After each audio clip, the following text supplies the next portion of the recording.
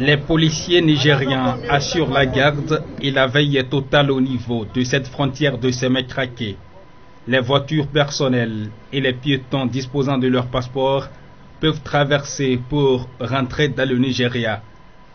Mais les fouilles sont systématiques et prononcées.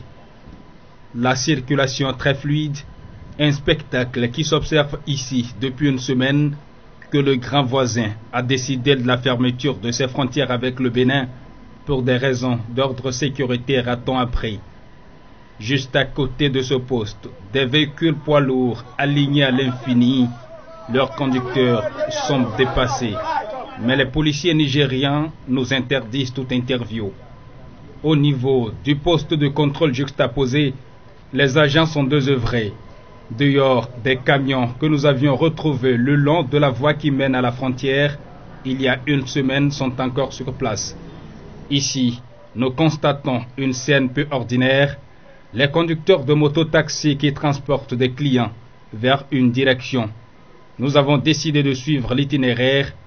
En route, nous rattrapons certains qui nous parlent de leur destination. Nous allons à Lagos, mais le passage est bloqué. C'est vraiment très difficile de passer. La voie là c'est bloqué, c'est tellement bloqué. On ne prend pas la brousse. Et les gens de Nigeria aussi, bon, ils nous tapent sévèrement. La voie ne passe pas et il y en a qui ont rebroussé chemin. Ils ne nous autorisent pas à traverser. Nous n'avons pas de passage. C'est pourquoi nous nous retournons chez nous.